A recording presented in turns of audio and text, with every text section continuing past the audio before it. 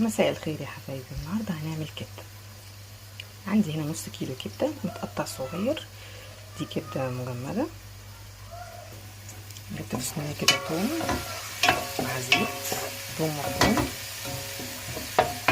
هي الكبده بتحب التوم بصراحه. هنفضل نقلب شويه كده لغايه لما تحمر شويه، يعني مش تحمر، لونها اتغير، ما تحمرش عشان لازم تبقى باينه وطعمها باين في الاكل، فما تحمرش يعني، لونها بس يتغير شويه.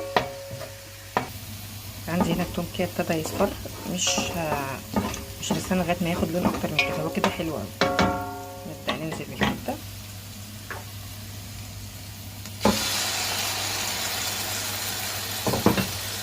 نقلبهم بقى.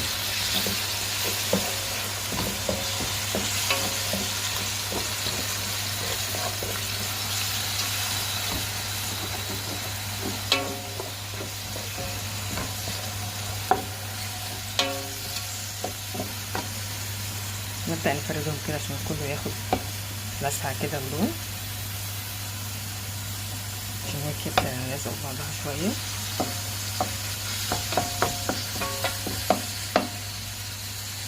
نستنى عليها تاخد لون.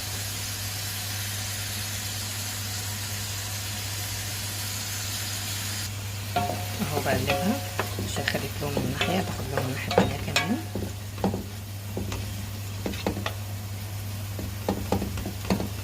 وانا حاسه ان الصينيه كبيره شويه عليها، بس انا لسه هضيف فلفل وحاجات كده، بحب اعمل في حاجات كبيره يعني، عشان ابقى اشتغل براحتي، متبقاش ضيقه يعني. بس سيبهم كده كلهم ياخدوا لون، نقلبهم تاني كده اهي تاخد لون.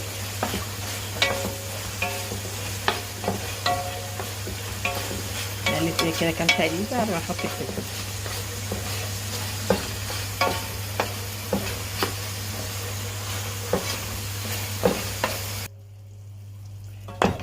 هنا الكبده بصوا احمرت وبقت حلوه جدا.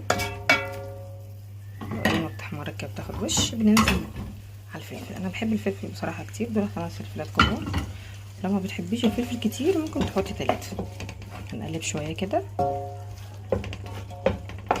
نسيت اقول لكم صح ان انا رشيت خل في الاول، عشان الخل بيحلي طعمها جدا. نقلب كده اهوت، نستنى شويه الفلفل يدبل.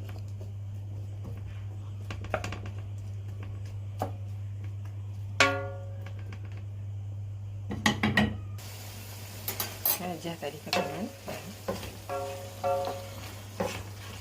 كده. ايه الفلفل ابتدى يدبل.